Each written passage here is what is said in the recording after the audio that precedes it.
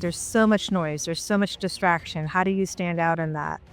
So if you think about that, why is there all this distraction noise, all these things going on? Basically, everybody's getting bombarded with this, so they don't know who to trust. And trust has become absolutely scarce. And when something is scarce, it's very, very valuable.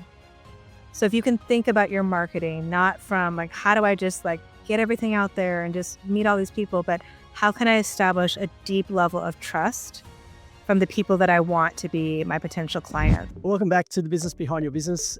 Look, we live in a digital world. It's overflowing with noise, content, disruption, distraction. So how do you stand out? It's a question we're often asked. How do you stand out as a business owner, especially in industries like healthcare where it is hard to stand out? How do you make yourself known against your competition and known in the environment that you're working in? Well, our guest today believes that the answer is in niche marketing. And if you've ever worried that narrowing your focus is going to limit your reach, we're going to flip that idea and we're going to help you understand why it is so important. In fact, quoting our guests, we're going to say that niche marketing isn't limiting, it's liberating. It helps you speak directly to the people who need you most. So who is our guest today? Well, our guest today is Jennifer Christensen. She's a co-founder and chief marketing officer of Beacon Media and Marketing, which is a nationally recognized digital agency helping purpose-driven brands grow with clarity and measurable results. Jennifer's got over 13 years experience, has helped scale dozens of mental health practices into multi-location success stories, passionate about ethical AI use and data-driven strategy. We've seen a lot of non-ethical AI usage recently. Passionate about marketing that fuels sustainable growth. Very important. So particularly focusing on, Jennifer's focus is on industries like transforming lives like wellness and health and recovery. And look, we're delighted to have Jennifer with us, particularly coming to us from such a position of experience and authority.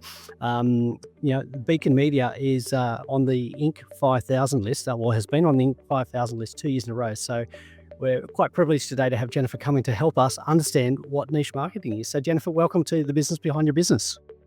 Oh, thank you so much. This is definitely one of my favorite topics. So I'm really grateful to be on and share what I can. Oh, absolutely. We're looking forward to it. Well, I'm looking forward to it particularly, and I know our listeners are, because marketing is such an essential aspect of what we do as a business owner. And often we don't have the skills ourselves, and there's so much noise out there, and we're often trapped into following the latest trend, the latest shiny object, and we're getting some of the core foundations wrong. And look, let's just start with the basics here. What is niche marketing? So niche marketing is when you identify, think of it like setting yourself up for the perfect date. You know, you're not just presenting yourself in the best possible way, but you are also looking for somebody that really is a good match for you.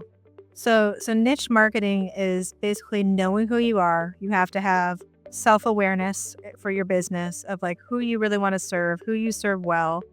If you're just starting out, you might have to figure that out. You know, you might have to test that out a bit to see who really resonates.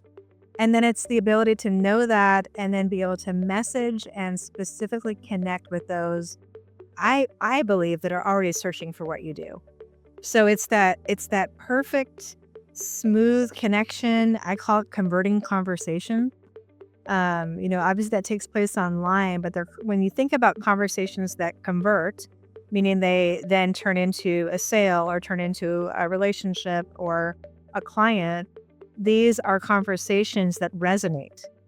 Why do they resonate? Because you're talking specifically to that person. They feel like they're seen. They feel like you understand them. And when you can do that, when you can really niche down your messaging and your communication that way, it is incredibly successful.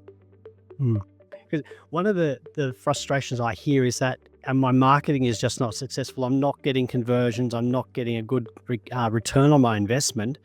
And I think what we're hearing is that a lot of that, marketing spend is going into target audiences, which are not the right one. You talked about having the perfect date.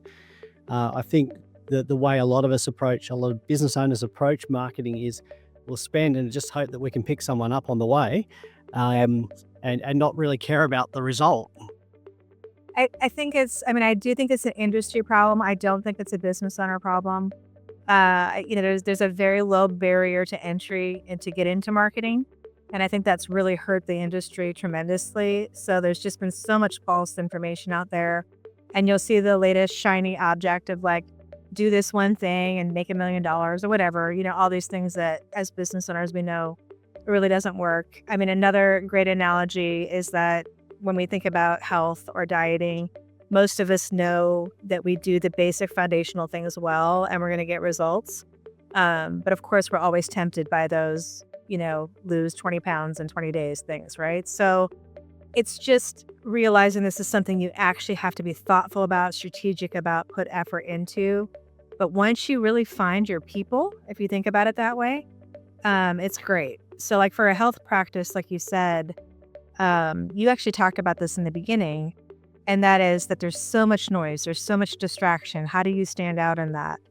So if you think about that, why is there all this distraction noise, all these things going on? Basically, everybody's getting bombarded with this, so they don't know who to trust. And trust has become absolutely scarce. And when something is scarce, it's very, very valuable. So if you can think about your marketing, not from like, how do I just like get everything out there and just meet all these people, but how can I establish a deep level of trust from the people that I want to be my potential clients or want to be, connected with me? Once you figure that out, and I can share some techniques to do that, but once you figure that out, you are so far ahead of most of your competitors because they aren't thinking about it that way. But that's what people care about. Who can I trust? Who should I actually talk to? Who's going to do what they say they're going to do? Who actually sees me, understands me, all of that. And what you've just described there about that developing trust and understanding and identification with, I guess, your target customer, your target client, is very different to a lot of the tactics that are out there, which are very much I call it the watermelon theory. You just drop a watermelon from a great height and hope you cover enough and you'll pick up the right one as you go.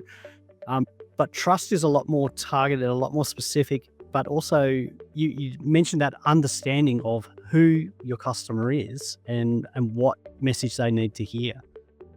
Yeah, I think so many businesses would be just phenomenally far ahead if they just, instead of like spending thousands of dollars on marketing, and I'm in marketing, but I tell people this all the time, call your top 10 clients or call people that you're already working with or talk to them and ask them, what made you come in to see me? What is your experience like? What is it that I'm helping you do? Why do you choose to stay with me? Just talk to people, ask them these questions. That's going to get you so much further in understanding how you can get more people like that. And, if you're just starting out in business, one of the best recommendations I have is to find people in the industry or related industry to what you want to do and ask them for 15 minutes of their time for $50. So if you're going into some sort of service industry, like let's say you're serving, small business owners. So your $50 that you spend for 15 minutes with 10 or 15 small business owners to really find out what their pain points are is money that is way better spent than trying to do some sort of Facebook ad campaign when you have no idea what they care about. Yeah, I think we were mentioning this before we started recording, but in Australia, there are so many complaints. I think 80% of complaints to the Small Business Commissioner are about marketing and advertising where things have just gone badly. And you mentioned that there's also a lot of complaints in the US about marketing, I guess, tactics or lack of results. And I think if we're following just the shiny object, that technique that somebody else is promoting, well, we're setting ourselves up for failure. Yeah, and it doesn't mean they're like, I love excellent tactics. Like, I'm not against tactics at all. I'm a huge believer, I spend a lot of money and time working on like UX tactics for the website. I spend a lot of money and time developing the best ads, really like we want to have the best thing that we can out there, but the tactics all have to be based on trust and they have to be based on strategy. And especially if you're talking anything in health, like you said, you have some clients in that, I mean, this is a very personal thing, right? This isn't like going and buying a shoe or something off the street. This is a connection to a person. So some of the ways you can even establish that is that even things like how fast your website loads, can they find the information they're looking for? Do you have cost or price on your website? Do you talk about how fast it is to get in to see their service? Does somebody get back to them right away? Is there good communication? All of those things, those are tactics, right? There's ways to do those and to really do a good job with that. And if you do that, your costs go down tremendously. The average website in Australia and America converts at about 2%. If you do some of the techniques I'm talking about, your website will usually convert closer to 4 to 5%. So for every dollar that you're spending to get people there, you're getting a customer 2 to 3 times as much. Mm. Hope So, that makes yeah. oh, that makes great sense. So I think what you did, a couple of key things you mentioned there is that fixing all of those things like your website speed, pricing, answering the questions that the potential customer client has, Right. they're all essential things. But a lot of that is before you actually go and, I guess, create a campaign. Right. And if you create a campaign, but you haven't answered those, I guess, key essentials, you're sort of just throwing money away, because when they come to your website, the answers aren't there. It takes too long to load. I don't have the patience. But a lot of us just think, oh, we've got to spend money on Google, we've got to spend money on Facebook, not those core things that you've just mentioned. And I just picked up on the fact that you were talking about websites convert on average 2%, but increasing it to 4%. We recently had talking about e-commerce on one of our earlier episodes, and one of the things you mentioned was, when you increase your conversion rate because of what's on your website, you're reducing your marketing costs per new customer. So health and wellness, very difficult markets in one sense, because and I know particularly in Australia, there are a lot more restrictions about what you are allowed to do with marketing. So you've made that your niche. That's what you specialize in. Obviously, you're doing this really well, because you've got quite an established business. You're receiving awards for it. You're growing.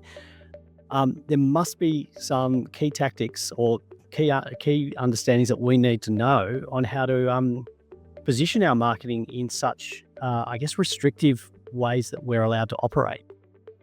Yeah, and I mean, forgive me, I don't know the rules in Australia for this. I know in America it is very restricted concerning HIPAA. You can't use, of course, you shouldn't be able to use data from your clients in this industry. So we are restricted. We're not able to use those targeting techniques that you can for many, many other industries. But we have found great success actually making healthcare approachable. Healthcare is very frustrating for most people. Insurance is very frustrating for most people. And what we saw coming into the industry is that the entire marketing or the entire communication and image of all of the digital marketing that was online for whether it addiction recovery, mental health, women's health, men's health, many of them were hard to even make an appointment, hard to even connect with somebody, hard to know who you're going to be seeing. And is this a person that you would want to have that personal connection with? So my entire theory around marketing in this area is about removing barriers. So as long as something is legal and it is within those guidelines, I am always trying to remove every single barrier to entry. So, to not have the information on your website about what insurance you take, to not have the availability of when appointments are available, to not have, explaining what the process is or what somebody can expect when they walk in your door for their first appointment. These are all things that in the old school marketing, you never told anybody these things. You just expected them to call. But we know today nobody wants to call. So I mean, you're just doing yourself such a disservice. And all those things just seem kind of basic, but because most people aren't doing them, when you really do them well, I was just looking at numbers today. We have one client, she's like 538% up from when she started. We are not doing anything fancy. We are just doing all of those small techniques. and doing them well and being consistent. So, I mean, I do think we did a beautiful job with like the design and all of that, and that, that can definitely help. But you can have a great design and an inaccessible digital experience and people get frustrated and leave. Hmm. So the key thing that I heard there was you're removing the barriers. So you're making each step of the process easier for the customer. So easier to actually identify who to get in touch with, where to go, how to make a booking, what's going to happen. Can I use my insurance here? Just making it easier for that customer. So it is about that customer experience, because a lot of business owners will put on their website, it's all about them. That's right. Yeah, you're so spot on. And I think that I have a different approach because I came from a business ownership, entrepreneurship, and sales background. And so I used to get really frustrated with marketing. And I'm like, why aren't they, they're not making my job any easier, right? When they're not telling the information ahead of time. And now all of that is separate because nobody wants to talk to somebody in sales anymore. So basically, what you need to do is not just have all the basics that I just talked about, but you need to have every objection that a potential client would have. You need to list all of those out under your frequently asked questions. You need to have that on your social media. You need to talk about that. Hey, these are things that people you might be wondering about. We've had these questions before. Let us answer them for you. Like, this is just good communication and connecting with people. And that's what makes converting conversations. Hmm. So converting the conversation, actually being available for the conversation and speak. I know I'm going to go out on a limb here and suggest speaking in language that your customer is going to understand. Exactly. Yeah, we have had this issue quite a bit. Many of our clients are, extremely well educated, PhDs. They went to school for many, many years to get these degrees, and I highly respect that, of course. But that is not necessarily, so the languaging that they're using is not necessarily approachable to the people that are searching. So, for example, I'm not sure if EMDR is popular in Australia, but it's a very popular mental health technique in the United States. And when it first came out, it was, kind of not a lot of people knew about it, but there was a fair amount of people we were working with that were trained in this specific technique. And they just kind of assumed that people would be searching for that. So I can see on the back end what people are searching for online. We have those tools where we can see, people are searching this volume or this keyword. And so I was able to show them, hey, nobody is searching for that. They have no idea what that is. So the only way you're going to be able to really connect with your ideal client is you have to explain how you're serving what they're struggling with, whether it's anxiety or PTSD or all those things. And that's what worked for that. So it's understanding, like, meet people where they're at. Don't try to don't expect them to understand the details of what you do. Hmm. So they're all very powerful. I guess I'm almost tempted not to call them techniques, but really foundational actions that which help, I guess, focus your attention on the questions your customer are asking and their needs, Right? which means you're going to be more specific about the messaging as well. Is that correct? It is, and I know people get scared about this. I mean, you and I were talking about this right before. They get scared. Oh my gosh, I'm going to narrow myself down, and then, I'm only going to reach this client, and so that I'm not going to be able to reach, other people, and with that market's too small. So one thing that we do is, again, I can see the search volume, on the back end. So if a client comes to us, I'll say, okay, well, I know you're worried about this, but hey, a lot of people are searching for this specific thing, right? So I think you've got a big enough market that you could really niche down here. Or let's create maybe like 4 or 5 different landing pages targeted specifically to those niches. If you're too concerned about going too small of a market, you're not sure. You can test it, you can find out. But nobody believes you when you say that you're going to serve everybody. And I talked about the trust thing. Your trust is out the window. Like, do you believe me as a marketing company if I say I can market for anybody? I can market for, Coca-Cola, and I can market for a small business? That's not credible. Yeah, I was actually having this conversation yesterday with a solicitor, one of our clients who's a solicitor, and we were talking about how every profession is seeming to having to specialize more and more in what you can and can't do. And often when I mention this to accountants and advisors in the US, they get a bit surprised because when I talk about there are 4 accountants on my floor. And we've all got different areas that we focus on, and we're often referring work to each other because we can only specialize on so much. Because if we spread ourselves too thin, we're not going to do anything well, and we're not going to look after our clients. And then all of a sudden, all of our credibility has gone. There's no trust, like you were mentioning, that we've destroyed the trust by not being able to do our job properly. Well, I have seen so many marketers do that. People open a digital agency and they're desperate kind of for that first client or those first few clients, so they'll take anybody.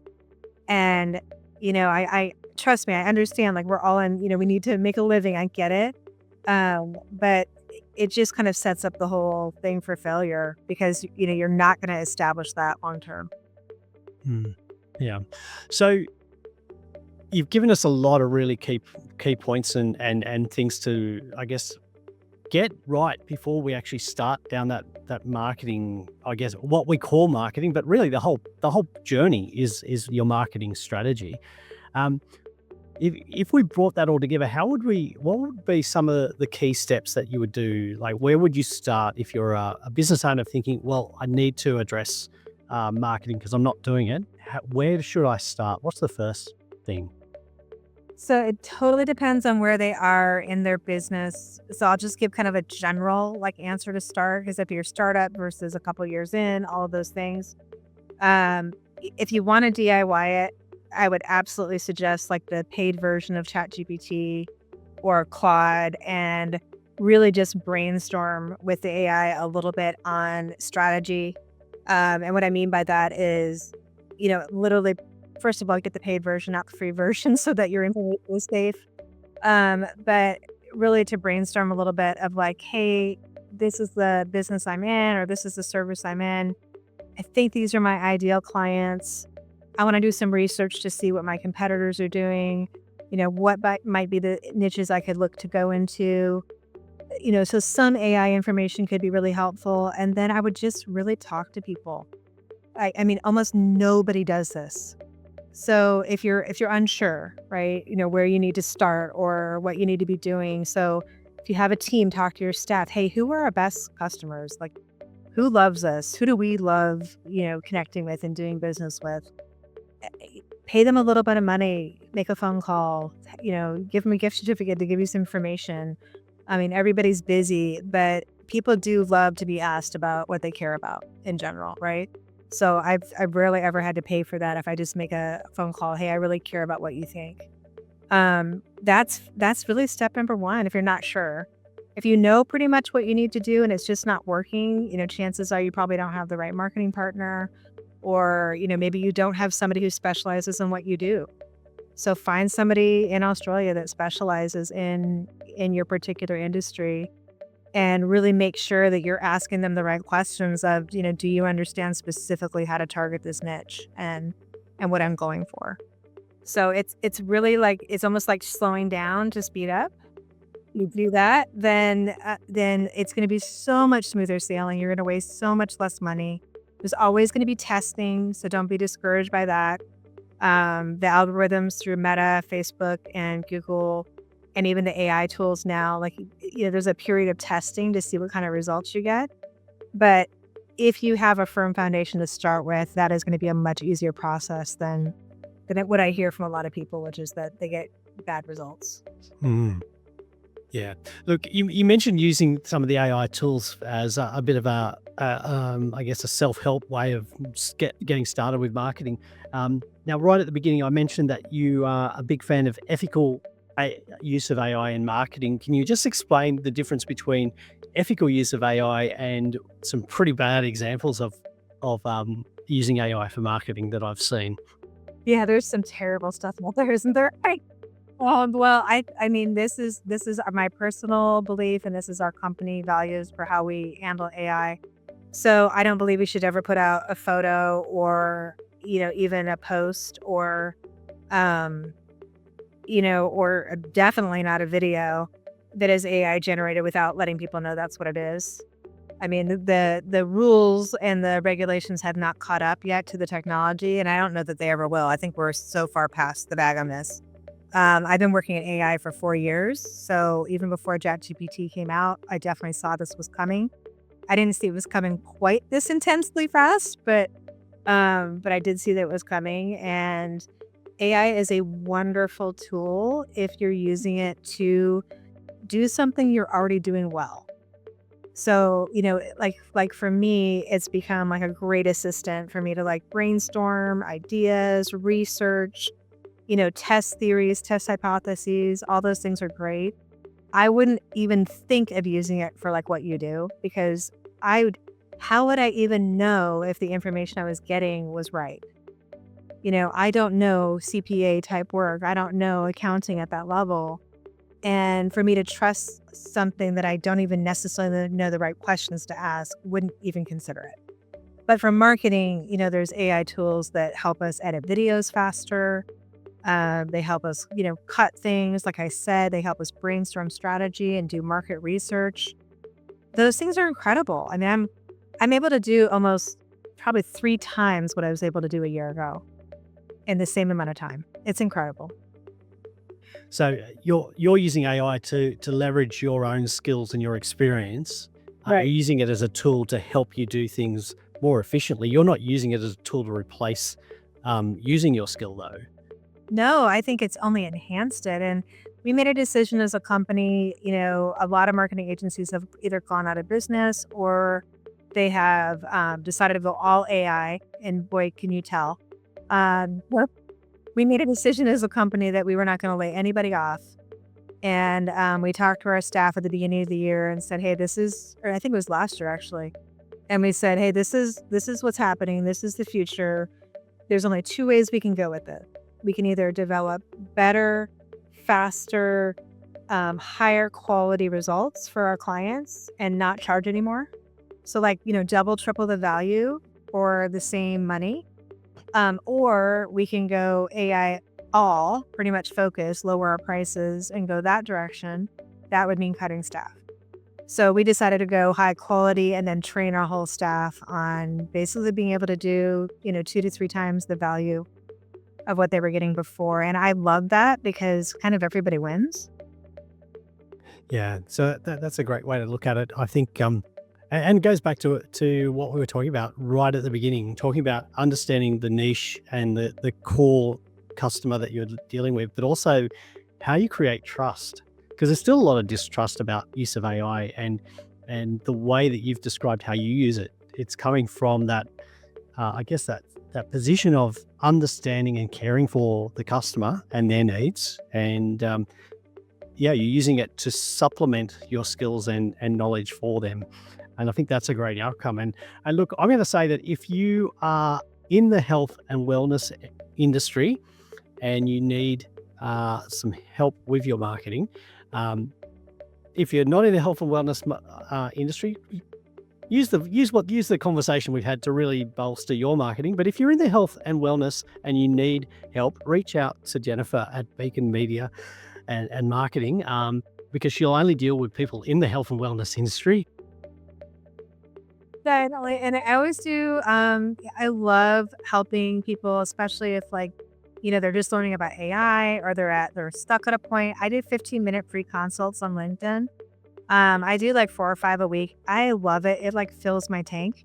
I've been doing this a long time. And so just to help answer a question or give back like that, it's super fun for me. So definitely reach out on LinkedIn if you guys want any help with that. But I've loved this conversation. We went over some good stuff.